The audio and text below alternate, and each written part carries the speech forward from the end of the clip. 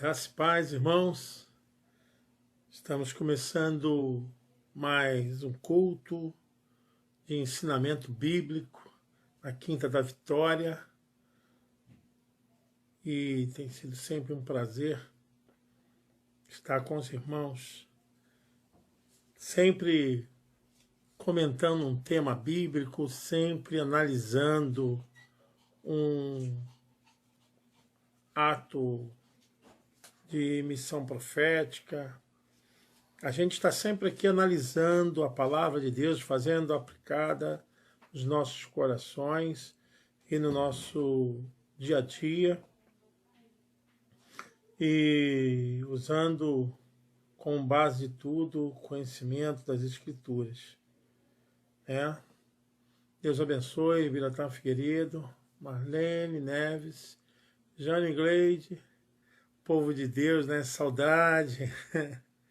Saudade de estarmos juntos em breve, né? Em breve estaremos juntos. Enquanto isso, nós mantemos a fé na permanência da comunhão, como temos feito através do culto online. Eu, particularmente, tenho voltado para essa questão dos ensinamentos, do conhecimento. A paz, Pastor Luther, Rosana Mello. Deus abençoe, paz. Muito bom. Gente, vai multiplicando aí, vai convidando os amigos, compartilhando. Nós vamos fazer como sempre fazemos, analisando o texto, fazendo a exegese do texto, aplicando os nossos corações. Paz do Senhor, Verônica. Saudade, hein? Paz do Senhor, Carlos Eduardo. Saudade, meu amigo. Parabéns, tá? Feliz aniversário para você, para sua esposa Michele. Boa noite, a paz do Senhor. Que bom que o Senhor está melhor. Estamos juntos, meu amigo. Para nos derrubar tem que ser uma coisa maior que o nosso Deus, né? Mas não existe. Marlene, Severino, o guerreiro Severino. Muito bom estarmos com os irmãos e estarmos compartilhando a palavra, né? Eu acredito que nesse tempo nós temos acesso a essa porção maravilhosa, que é as Escrituras Sagradas. Nós podemos parar com atenção redobrada e estudarmos as Escrituras. Deus abençoe, Daílze, minha esposa. Verônica, saudade também, minha amiga. Eita, povão, a gente está longe assim, mas a gente fica, né, com saudade, né? A gente está longe socialmente, perto espiritualmente. A gente guarda no coração. Amém. Deus abençoe, Carlos Eduardo. Feliz aniversário de casamento. É isso aí. Rosana Magalhães também, paz do Senhor. Andréa Costa, Deus abençoe, rica e poderosamente. Gente, vai aí compartilhando, vai convidando os irmãos. Eduarda Santos, Deus abençoe, a paz, Eduarda. E como eu disse, sempre tem um texto para a gente examinar, aplicar e fazer com que realmente se torne algo edificante para construir no nosso dia a dia, para nos guardar. Valéria Sena, Neuza Marinho, Valéria Sena, Humberto e Valéria. Pastor Humberto, um beijo, saudade, meu amigo. Saudade. Deus abençoe. Coisa linda a gente poder falar. Neuza Marinho, Deus abençoe. Shalom Adonai. Zaninha, essa mulher especial, mulher que cuida do bazar da igreja. Deus abençoe, Zana. Você, suas filhas, netos. Deus abençoe. Família linda, povo de Deus. Então, como estávamos falando a respeito das Escrituras, a sua importância nas nossas vidas, né? Glória, aleluia. Vânia Reis, saudade, paz, Deus abençoe, Vânia, Isabel, irmão Vitor Cassimiro, esse é o corredor, Papaléguas. Deus abençoe, irmão Vitor. Como é que está a coluna? Já melhorou, irmão Vitor? Está melhor, irmão Vitor? Glória a Deus, Valéria está bem, Humbertinho também está bem. E a gente sempre escolhe um texto. Hoje eu escolhi em 1 Coríntios, capítulo 10. Denise, glória a Deus. 1 Coríntios, capítulo 10. É um texto que Paulo está resolvendo problemas de doutrina, né, na igreja. Porque a igreja de Corinto é uma igreja que tinha uma formação de gente de toda parte, porque era uma cidade portuária, né? E existiam muitas riquezas de culturas, né? De costumes. Mas quando chegava no Evangelho, quando chegava para o ensinamento da palavra, essas questões não podiam tomar assim autonomia nem autoridade no culto. Isso tornou muito difícil na igreja em Corinto. Foi a igreja que Paulo assim teve maior dedicação, preocupação em doutrinamento e também para formar, né, uma igreja que tivesse dentro dos ensinamentos apostólicos.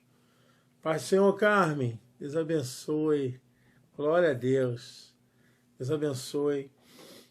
E assim, a gente acaba aplicando as doutrinas que Paulo deixou para a igreja de Corinto para os nossos dias, né?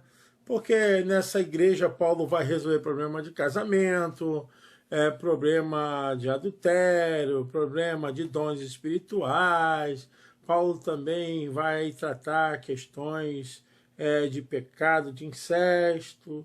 E Paulo vai tratar também da Santa Ceia, de idolatria, de feitiçaria, de demônios. Então, a igreja de Corinto acaba sendo também uma forma das doutrinações de Paulo que se estenderia para os nossos dias, para uma aplicação diretiva e também corretiva, né? Para nos colocar dentro da correção daquilo que a igreja deveria Opa, parou aqui, deu uma parada, mas voltamos, tá? Deu uma parada aqui, não sei porquê, mas voltamos. Então, a igreja de Corinto, tanto quanto Paulo trabalha ela, como também vai se estender esses ensinamentos até nós, até a igreja hoje do século XXI, né? São as bases, né, profundas da doutrina da igreja para esses dias, né? Gente, estão me assistindo aí? Voltou ao normal? Manda um sinalzinho. Tá legal? Pastor Carlos Henrique, saudade, meu amigo. Beijão, cara. Saudade de te ver, hein? Eita, meu Deus. Deus te abençoe, pastor Carlão. Então, gente, a gente vai ver também Paulo tratar a respeito de dons espirituais. Ah, graças a Deus. Eu pensei que tivesse caído, Carlos Eduardo, mas tá legal, obrigado.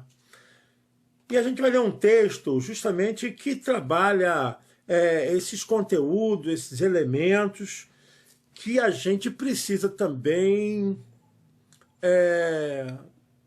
prestar atenção. Eu tenho falado muito a respeito do quanto a igreja nesses dias, né, quando eu falo esses dias, eu estou falando de anos, né, para cá, a igreja tem realmente deixado da aplicabilidade da palavra de Deus nos seus cultos, nos seus ensinamentos, na doutrinação, na formação, no treinamento, na capacitação de pessoas. a gente vê hoje que as coisas estão sendo feitas assim tudo de qualquer forma. E isso tem criado um problema muito sério, porque se você não tem uma doutrina, que é um conjunto de regras e normas que te norteiam, se você não tem esses ensinamentos, com certeza vai esbarrar nas questões humanas, nas questões de dificuldade de entendimento pelos que estão chegando, os mais novos, para obedecer, para assumir autoridade. Como é que a pessoa vai obedecer a palavra se não conhece a palavra? Como é que a pessoa vai obedecer ao seu líder se não conhece a palavra? Então, como a pessoa vai exercer a autoridade diante do ministério se não conhece a palavra? E como é que vai pregar se não conhece? Então a gente está assim realmente num conflito muito grande quando a palavra está sendo colocada de lado, né? A palavra do Eterno. E eu quero ler aqui com vocês 1 Coríntios, capítulo 10. O tema, inclusive, é assim: não devemos tentar a Cristo como alguns dos israelitas o tentaram. Eu vejo nesse texto aqui uma coisa muito importante. A gente vai tentar falar dele todo. Vamos tentar, né? Então, Paulo aqui está relembrando os acontecimentos relacionados à saída do Egito. O povo de Deus. 430 anos o povo fica lá sobre o poder, a tela tirânica de Ramsés II, o povo sofre, Faraó domina, o povo se torna escravo de maneira que paga um preço muito grande. Depois de 430 anos, o povo começa a orar a Deus e Deus realmente atende o clamor do seu povo, né? Deus ainda atende o clamor do seu povo, amém? Deus ainda ouve. O povo estava debaixo de servidão, sofrendo muito, e agora chegou a hora de Deus mudar a sorte do seu povo. Então, todo aquele processo que nós já conhecemos, o chamado de Moisés, Deus envia Moisés, e todo aquele ministério de retirada do povo através dos sinais, das pragas, e até que o povo saísse.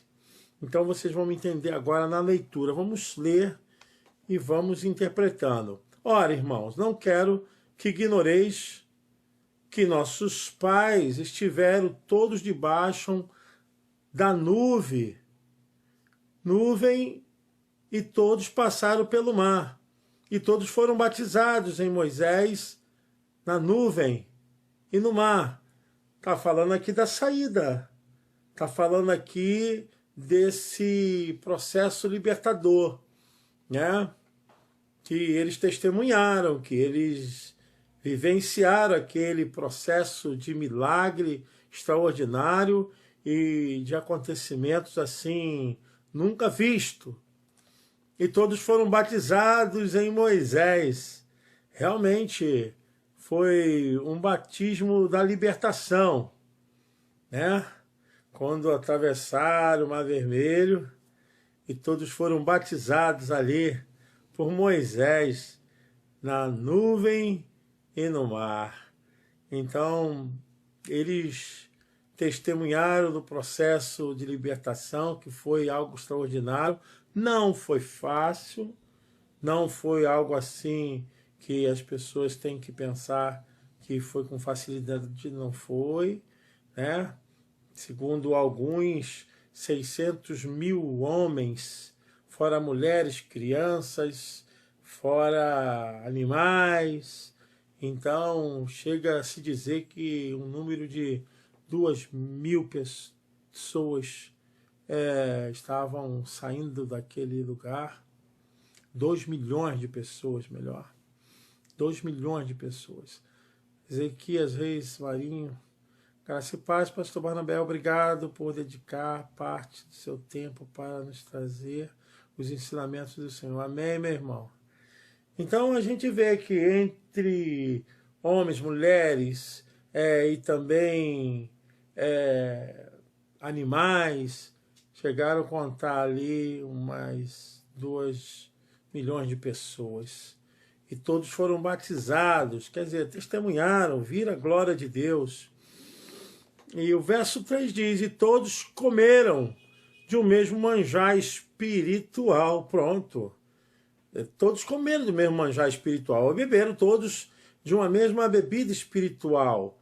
Ora, se não entenderem isso aqui como uma provisão de Deus se manifestar, alimentando as almas, alimentando os espíritos humanos, da certeza, da confiança, você vai acreditar mais em quê? Isso é alimento espiritual, isso é bebida espiritual, e eles estavam vendo, né, tudo aquilo que Deus estava fazendo, estava chegando a um nível muito poderoso, que era o sobrenatural. Então aqui tem uma menção que Paulo diz a respeito de quando eles atravessaram, tiveram sede, e ali também Moisés tocou na rocha, e aquela rocha saiu água potável, água que descedentou a sede daquele povo, porque bebiam da pedra espiritual que os seguia. E a pedra era Cristo. Então, existe aquela metáfora, aquela correlação, né? O próprio Jesus mesmo falou, quem tem sede, vem a mim, beba da água da vida eterna, e no seu interior fluirão rios de água viva. Embora lá no deserto descedentou a sede do povo, ajudou o povo a não morrer de sede no deserto, eles voltaram a ter sede, né? Mas aqui Paulo faz uma correlação a Cristo e diante da tal proposta, que agora é muito superior, é muito maior. É o que diz lá no livro de Hebreus, né? Temos agora um sumo sacerdote que possa se compadecer de nós, que entende cada um dos nossos problemas, que não precisa entrar mais no lugar santo dos santos, porque o que ele fez, fez para a eternidade. Então a diferença é que aquela água realmente ajudava o povo, mas o que Paulo se refere aqui é a água que Cristo dá. Nunca mais terá sede, nunca mais terá dificuldade para matar a sede do espírito e da alma. Na verdade é isso. E no verso 5 diz, mas Deus não se agradou da maior parte deles, pelo que foram prostrados, né, no deserto. É assim, Tony Barbosa, ô Tony, quanto tempo, hein? Antônio Barbosa, Deus abençoe, Antônio, Neuza Marinho. E, gente, na igreja vai ter pessoas reclamando, na fábrica, no trabalho, todo mundo reclama, dentro de casa. O povo criou um hábito muito grande de ficar murmurando. A murmuração, ela faz parte daqueles que não veem a solução, não veem a saída, mas só vê o problema e a dificuldade. Murmurador é um tipo daquele que não enxerga a saída, não corrobora com saída, com solução. Então, também tinha no meio do povo gente que estava murmurando, gente que estava se entregando. E o texto é muito claro, mesmo diante de todas essas maravilhas que Deus havia feito, sacado o povo do Egito, cessada a fúria de Faraó, impedido o exército de Faraó, deixou o povo passar livremente. Do outro lado o povo cantou, se alegrou, mas depois da festa vem murmuração, reclamação. Milena Alves, Deus abençoe. Dainha, Alcideia, Deus abençoe, glória a Deus. Então, assim, quando a pessoa não tem base bíblica, conhecimento das Escrituras, quando ela não tem realmente uma intimidade com Deus, ela passa a processar a sua confissão pelo que vê e pelo que sente. E o que menos interessa para a nossa fé é o que a gente vê, o que a gente sente. Eu estou cansado de falar isso na igreja, para o povo. A pessoa está lá levantando a mão, glória a Deus, glória a Deus, glória a Deus. Sai da igreja, é murmuração, reclamação. E a gente pensa que está ensinando, está doutrinando, e a pessoa não está aprendendo nada. Parece que tem comichões nos ouvidos, né? Não consegue ouvir. Esse ouvir aí não é ouvir qualquer coisa. Você tem que entender a palavra de Deus. Bom, gente, também na saída do povo de Deus do Egito, tinha gente também que estava assim, ó. Mas Deus não se agradou da maior parte deles, pelo que foram prostrados no deserto. E essas coisas foram-nos feitas em figura, para que não cobicemos as coisas mais, como eles cobiçaram. E a gente sabe, olha, esse texto, vocês vão ver lá em Números, capítulo 14, está lá, o povo queria até matar Moisés. Paz do Senhor. Verdade, Rev, precisamos ouvir mais, entendeu? É verdade. E o povo que ora estava reconhecendo o chamado de Moisés, o líder, ao mesmo tempo queria matá-lo, né? Queria matá-lo, né? Estavam planejando até matar Moisés e voltar para o Egito, e reclama porque lá tem tempero, a comida aqui não tem nada, Moisés só nos dá maná, maná, maná, maná, maná, maná. É isso aí, gente. Murmurador reclama de tudo. Com um pé de galinha ele faz uma canja. Então, a gente percebe que esse espírito ainda estava sendo levado na mente dos israelitas, né? Eles saíram do Egito, mas o Egito mundo, o Egito rebeldia, desobediência, ainda estava dentro deles. E não é muito diferente, não. A gente hoje vê o que acontece. Vilma Menezes, Deus abençoe. O que acontece hoje no nosso meio. As pessoas estão lá no meio do povo de Deus, estão participando de tudo, estão se envolvendo, mas o espírito de rebeldia, de murmuração, reclama se chove, reclama se faz sol. Reclama se o pastor pregou no Velho Testamento, reclama se pregou no Novo, reclama que hoje cantou a música tal que cantou domingo passado. É uma murmuração só, reclama de quem está na portaria, reclama da luz, reclama do som, reclama de tudo. É um espírito de atravancamento, né? É uma coisa para atravancar, para bloquear. É como diz o texto, eles prostraram, quer dizer, o ministério parou. O ministério para com essa gente? Para, está escrito aqui que parou, parou. Fica buzinando na cabeça do líder. Ela está com um projeto, com a visão, olha, vamos tomar Canaã, esse é o desejo de Deus, mas tinha um grupo lá que queria ficar no meio do caminho, né? Olha lá, depois de ver tantas coisas, mas o Egito estava falando mais alto, né? Verônica, o Egito, como é que está o Egito dentro de você, hein? Como é que está o Egito aí na sua família? Como é que está o Egito aí no seu ministério? Tem hora, meu irmão, que não tem jeito. Egito só sai na fosse no poder do Senhor. Porque não adianta. E se você ficar dando voz ao Egito, você também fica prostrado, porque Egito é retrocesso. Egito é voltar atrás. Egito é perder a direção de Deus. O Egito estava tão com eles que a coisa vai se engrossando. A gente vai ver aqui no texto, Paulo vai falando, mas isso tudo está lá em Êxodo. Está lá em Êxodo.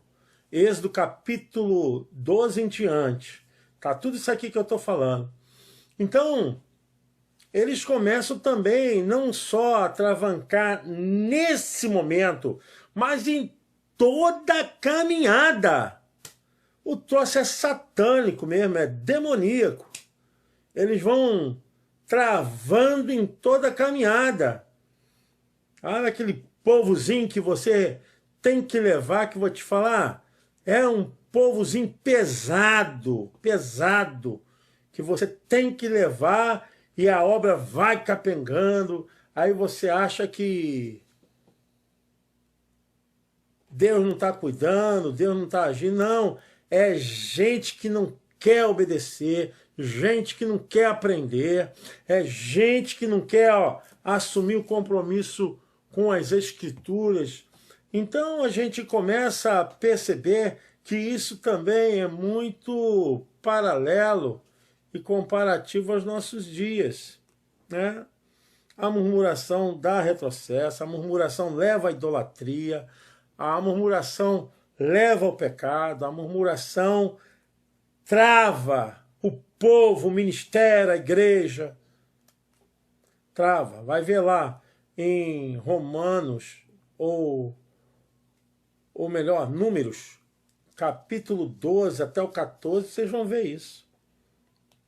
Então, no versículo 6 do capítulo 10, Paulo diz: e essas coisas foram-nos feitas sem figura, para que não cobicemos as coisas como eles cobiçaram. Paulo está dizendo, olha, não vamos cometer as mesmas coisas que eles cometeram. Estão entendendo, irmãos? Isso fica como figura, como modelo, como forma, para a gente não cometer essas mesmas asneiras contra Deus, contra o eterno, contra a liderança.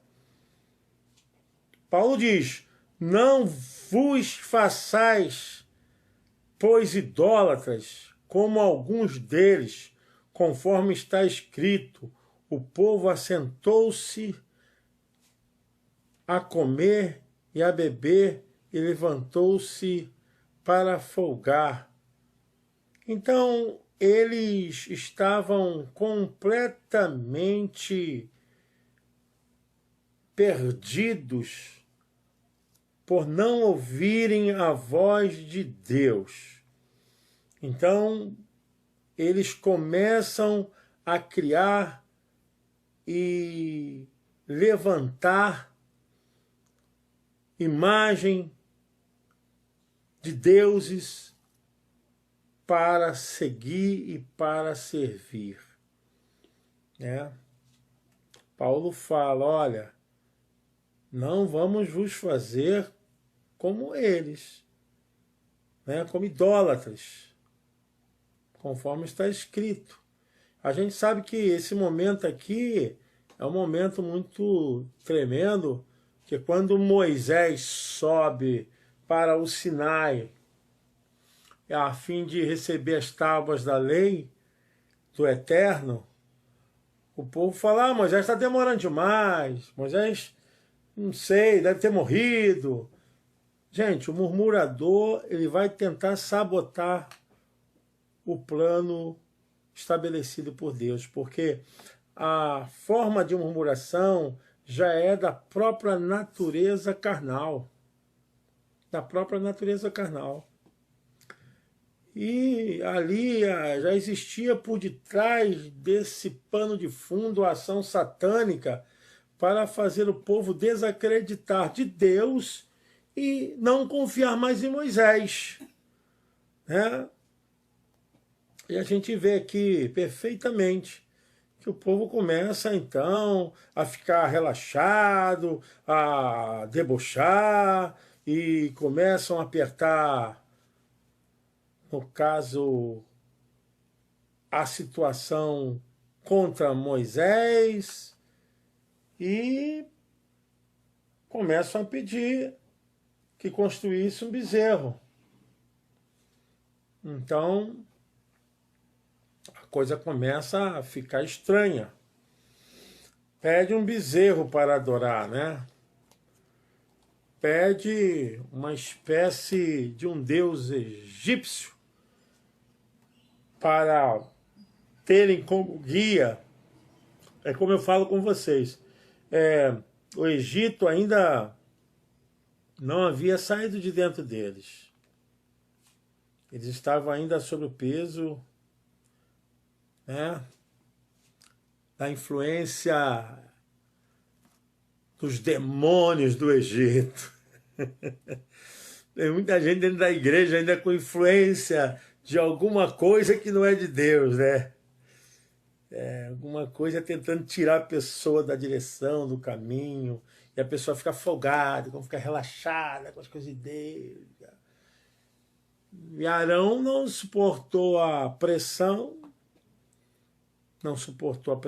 mandou tirar o que eles tinham de ouro, os utensílios de ouro que eles tinham, brincos, pulseiras, e começaram a tirar e derreteram o ouro e cobriram um bezerro, e depois falaram: esse agora é o vosso Deus, esse que vos tirou do Egito. Eduardo Esteves, paz. A gente vê muito disso, né? Como as pessoas, elas não têm um conceito a respeito de Deus, não têm um conhecimento a respeito do Evangelho. É carregado por qualquer vento de doutrina, né? É carregado por qualquer tipo de ensinamento. A gente às vezes fica projetando tantas coisas. Tem aí o discipulado, tem a escola bíblica dominical, tem os estudos descentralizados nos lares, né? Tem os grupos de estudos, tem os ensinamentos, tem seminário, tem simpósios, mas o povo quer bezerro. O povo quer bezerro, quer ficar idiotizado biblicamente, não quer conhecer a Bíblia. Aí é levado por qualquer vento de doutrina.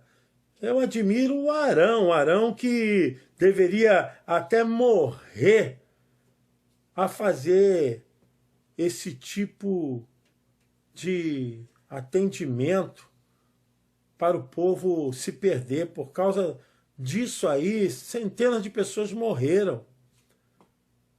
Porque quando Moisés desce, a ira de Deus também desceu junto com Moisés. Então a gente vê. Deus abençoe, prima. Amém. Amém. Então estamos aí, olha, quantos deuses estão nos cercando, né? Quantas coisas têm cirandado o seu coração.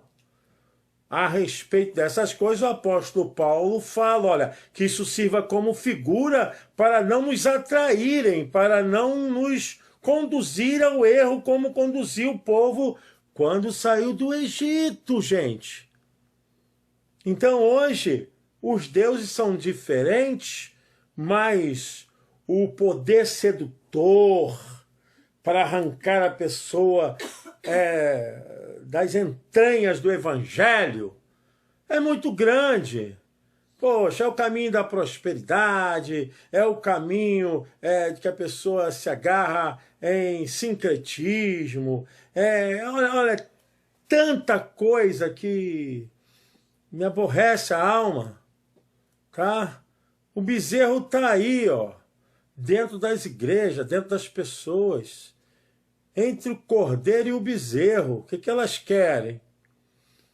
E Paulo fala disso, a cobiça, a própria egolatria, o culto que é centrado no homem, porque tudo que tem sentido fora da Bíblia se torna egocentrismo. Pastora Silvia, Deus abençoe. Então, o verso 8, Paulo diz: e não nos prostituamos, como alguns deles fizeram e caíram num dia 23.000. Esse prostituamos aqui não tem nada a ver de relação sexual, no sentido que Paulo está dizendo aqui, mas é uma prostituição de quebra de aliança com Deus. É uma questão moral e espiritual. E a coisa que mais aborrece ao Eterno é a idolatria, porque é a substituição ao nome dele, é a substituição do poder dele, é você amar e venerar um outro objeto de amor que não seja aquele que é digno de toda honra, toda glória, todo louvor. E quando Moisés desce, realmente a maldição estava no acampamento. Ah, meu irmão. Então entra a murmuração, murmuração entra a desobediência, entra a idolatria, idolatria entra o povo para viver de qualquer maneira. Né? Paulo chama isso de prostituição espiritual. E nesse dia caem 23.000 pessoas mortas. Né? Porque o mal tinha que ser cortado. E além do que fizeram, existia também com o povo de Israel nesse dia um tipo de carnaval, de festa da carne, e eles viveram um tipo de provocação contra Deus com atitudes sexuais. A coisa ficou tão feia que se tornou um bacanal, uma coisa horrível, e Deus reprovou na hora. Irmãos, está na Bíblia, é só você ler lá, você vai ver o que eu estou falando. Então, é verdade, Heavy, por isso ficaram tantos anos no deserto. A partir daí, a grande totalidade não chegaram à terra prometida. Hoje temos que parar de murmurar e ter uma vida espiritual em santidade. É verdade, pastor. O verso 8, em Coríntios, Paulo está fazendo essa comparação para que a igreja não tomasse o mesmo rumo da igreja do Velho Testamento lá com o pastor Moisés. Paulo está dizendo, olha, que isso sirva de figura para a gente dizer, olha, isso aqui nós não podemos cometer. O verso 9, Paulo diz, e não tentemos a Cristo, como alguns deles também tentaram e pereceram pelas serpentes. Então tá aí. Um tipo de ação dessa é realmente tentar a Cristo, né? Colocar em vitupério, em desgraça, o que Jesus fez. Você está na igreja servindo ao Senhor, aí você está lá ouvindo o pastor, mas na hora de agir, age errado. Na hora de fazer, faz errado. Então você está colocando também em tentação diante do que Cristo fez por você. O verso 10 diz, e não murmureis, como também alguns deles murmuraram e pereceram pelo destruidor. Ora, tudo isso lhe sobreveio como figuras, e não escritas, para aviso nosso, para quem já são chegados os fins dos séculos. Aquele, pois, que cuida estar em pé, olhe, que não caia. Então, isso significa o quê? Que o tempo todo nós temos que estar vigiando. Temos que ter cuidado, porque Satanás vai de qualquer forma tentar para nos destruir, nos abater. Então, não é para você ficar orgulhoso, ficar portentoso, porque não caiu, mas a Bíblia está aqui despertando para um cuidado contínuo, né? Aquele, pois, que cuida estar em pé, olhe que não caia. Então, a ação do perigo, a ação do inimigo está sempre presente. Verso 13 diz: não veio sobre vós tentação senão humana, mas fiel é Deus que vos não deixará tentar acima do que podeis. Antes, com a tentação dará também um escape, para que possais suportar. Então é claro aqui que a tentação, ela começa dentro de nós. Ela começa com a nossa própria natureza. Já existe uma fustigação para se rebelar contra Deus. Isso não vem fora de nós. Isso já está dentro de nós. Está tratando aqui da nossa natureza decaída, né? Natureza humana que se distancia de Deus. Então Paulo está falando: não veio sobre vós tentação senão humana. É aquilo que a gente sabe, que a gente conhece, aquilo que a gente entende. Não é coisa que vai se manifestar numa guerra espiritual, mas é numa instância que nós já sabemos que permanece dentro de nós, que tenta nos tirar da presença de Deus. Entendeu? É a própria hipocrisia, a falsidade, a mentira, isso já está dentro de nós. Se você não determinar que esteja debaixo da lei do Senhor, todas essas legalidades, isso vai tomar proporção. Isso toma proporção.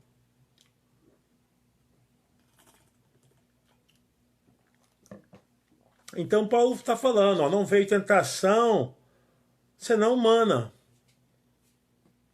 Então ela é de conhecimento nosso. Ela é parte da nossa experienciação do dia a dia. Então, não venha me dizer que você está fazendo algo, pecando, porque você não sabe. Você sabe, tem conhecimento, e se peca, peca porque quer, peca porque tem consciência, porque gosta, né? Que de alguma forma esse pecado deve dar prazer. De alguma forma isso aí deve dar uma sensação de prazer, mas não pode reclamar. É o que Romanos fala, né? Que o salário do pecado é a morte, 6:23. É a morte. Paulo está dizendo, olha, não veio tentação que não fosse humana, e Deus que vos não deixará tentar acima do que podeis. Então, existe um certo limite, existe uma certa ação de nível de ataque que você tem poder para resistir e também para reprimir e também para suprimir. A gente não pode ficar caindo toda hora, caindo toda hora, caindo toda hora. É o pecado, é o pecado, é o pecado. Isso é porque você não sabe o que é ramatiologia, não sabe o que é a doutrina do pecado. Aí alguns ficam dando desculpas por causa do pecado. O pecado já foi anulado, quebrado. Em Cristo Jesus, o seu poder não tem mais essa autonomia sobre a mente humana. Ele só pode agora criar frutos pecaminosos se nós permitirmos. Claro, quem não peca? Todos pecam, porque estamos ainda revestidos nesse tabernáculo humano nessa casa que é uma casa defeituosa, que é a casa que veio de Adão. Fazer o quê? Agora, temos sim um espírito restabelecido pelo segundo Adão, pela palavra da vitória e pelo seu ato maravilhoso de sacrifício substitutivo. Então, embora esse corpo, a minha alma, esteja impregnada nessa vida, nesse mundo, nós não estamos agora dominados para sempre nas mãos do pecado nem do diabo. Senão, o sacrifício de Cristo seria em vão. A obra que ele fez foi em vão. Se o pecado me dominasse, se as forças externas me dominassem, se a minha natureza decaída de Adão me dominasse, então por que Cristo fez esse sacrifício por mim? Ele não fez só para entrar nos céus e na eternidade, ele fez para que eu pudesse desfrutar do seu poder, ainda sob ameaças e ataques malignos da minha própria natureza. Porque o céu não começa lá, o céu começa quando você abre o coração para Jesus. O céu começa quando você rejeita o pecado. O céu começa quando você entende a obra que Cristo fez por você. Poxa, a gente vai ficar escravo do pecado a vida toda, irmãos? Quer dizer que até Cristo voltar, o pecado é que vai dominar os nossos corações? Não! Então, Paulo diz, olha, a tentação, ela vem de um viés humano. Satanás pode fustigar, Satanás pode usar, pode e faz, e fará sempre. E fará sempre. Quem fumava vai ter vontade de fumar. Quem bebia bebida alcoólica vai ter vontade de beber novamente. Quem roubava vai ter... Mas por quê? Porque essa natureza ainda carrega esse DNA decaído. O que não me faz voltar a essa velha vida é que a lei de Cristo me domina. O poder de Cristo agora domina a minha vida. Então, uma pessoa que volta ao vômito, como diz a palavra, o cão voltou ao vômito e a porca à lama, voltou por consciência, porque quis. Não que o poder de Cristo fosse ineficaz. É eficaz, é poderoso. Mas nós não podemos jamais, irmãos, jamais achar que não temos parte na nossa santificação, não temos parte nas nossas escolhas. Temos parte na nossa santificação e nas nossas escolhas. Então, a tentação, ela é humana, mas fiel é Deus que vos não deixará tentar acima do que podeis.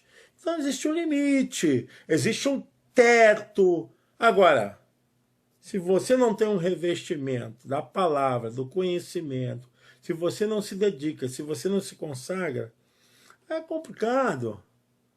Glória a Deus, Severino.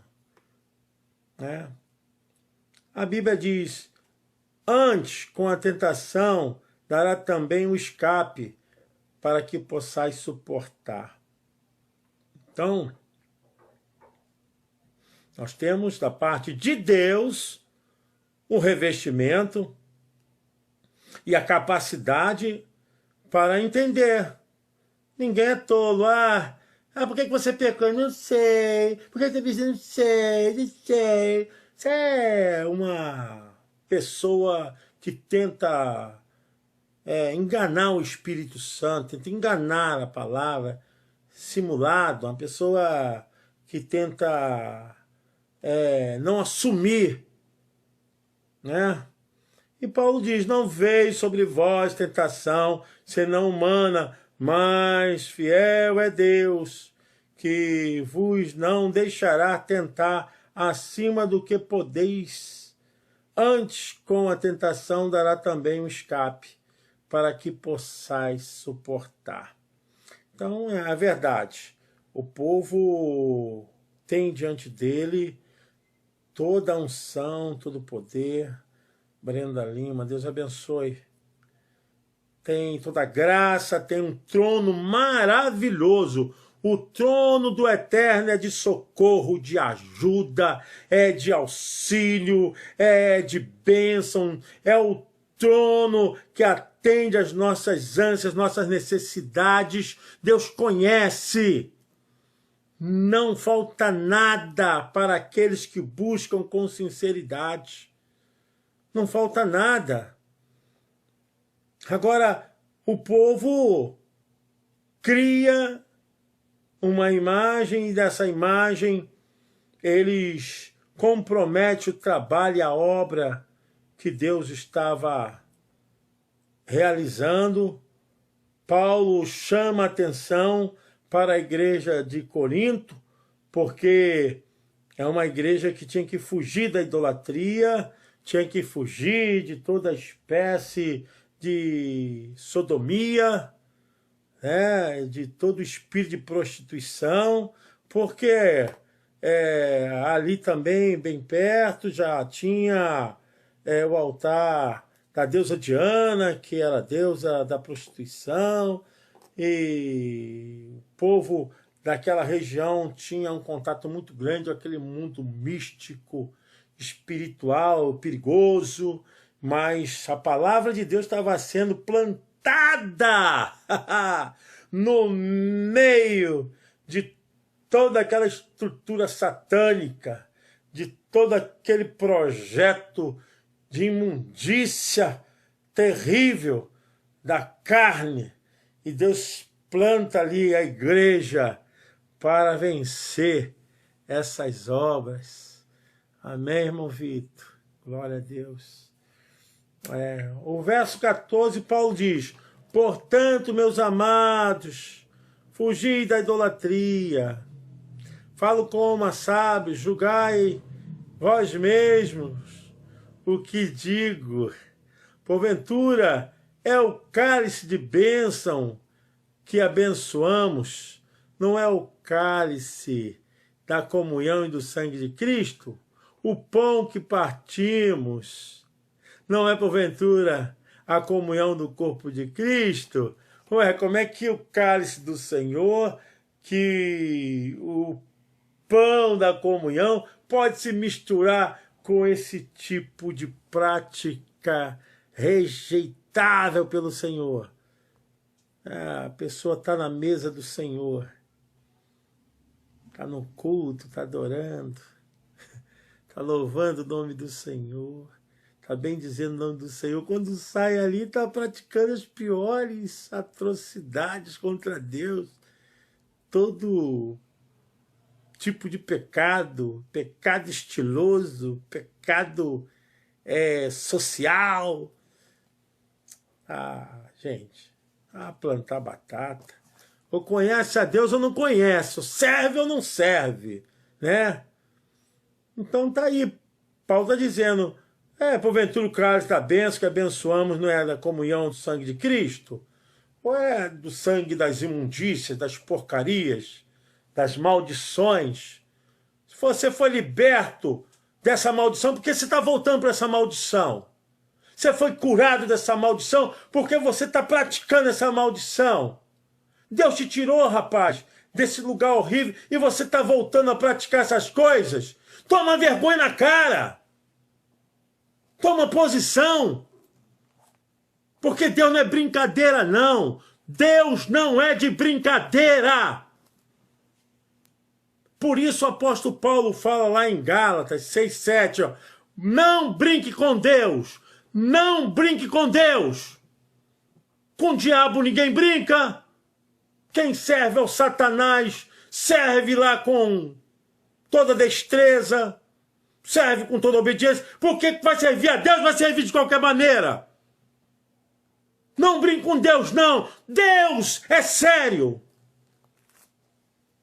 Porque a gente começa a ver as pessoas recebendo as bênçãos, recebendo as coisas, e daqui a pouquinho muda tudo. Aí pensando que Deus é o quê? Deus de brincadeira?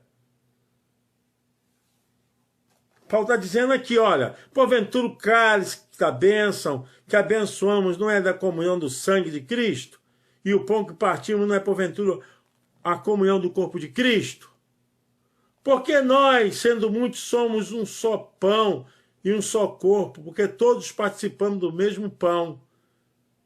Então, aqui não tem como. Isso significa o quê? Quando uma pessoa que faz parte do corpo de Cristo e começa a agir de maneira errada, a colocar o corpo de Cristo sobre maldição, está amaldiçoando todo o corpo.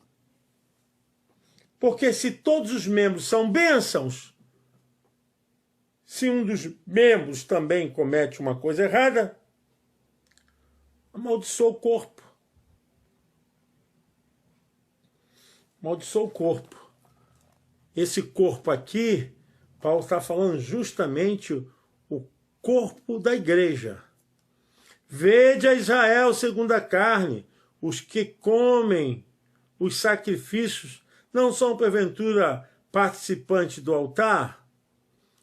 Mas digo, o que é ídolo é alguma coisa? Ou que o sacrificado ao ídolo é alguma coisa? Então, Paulo já está partindo aqui para aqueles irmãos da igreja de Corinto que participavam do sacrifício, sabendo que aquelas coisas que eram sacrificadas nos altares pagãos eram vendidas nas feiras livres.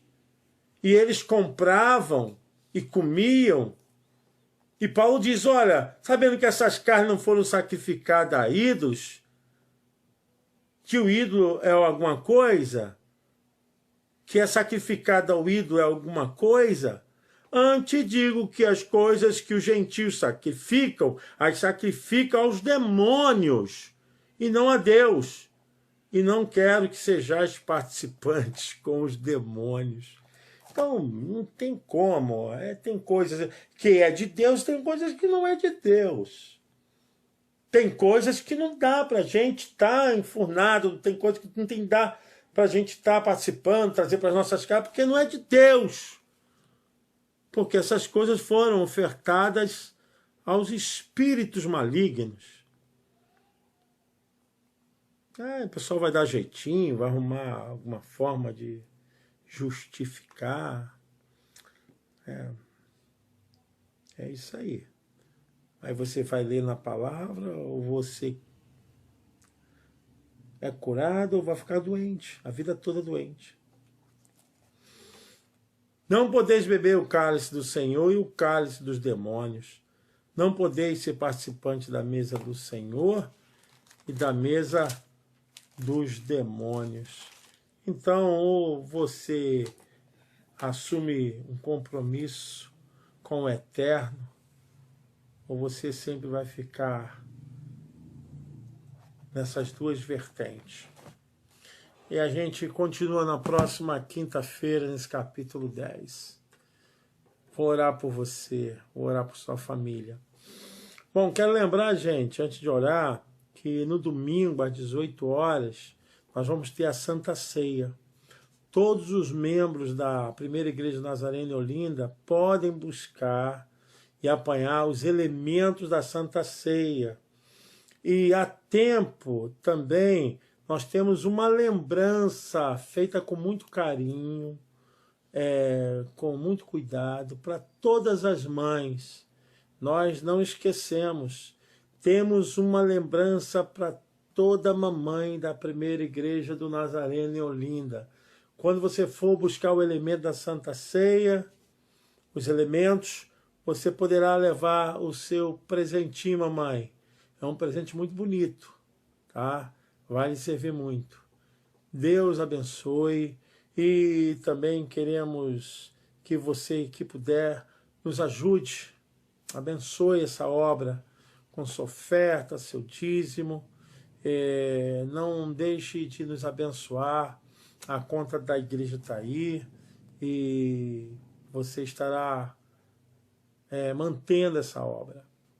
Estamos esperando logo, logo voltarmos para o nosso templo, para estarmos juntos. Se Deus quiser, vamos ver se esse espírito maldito do Satanás, esse coronavírus do diabo, vai embora, sai, em nome de Jesus, né?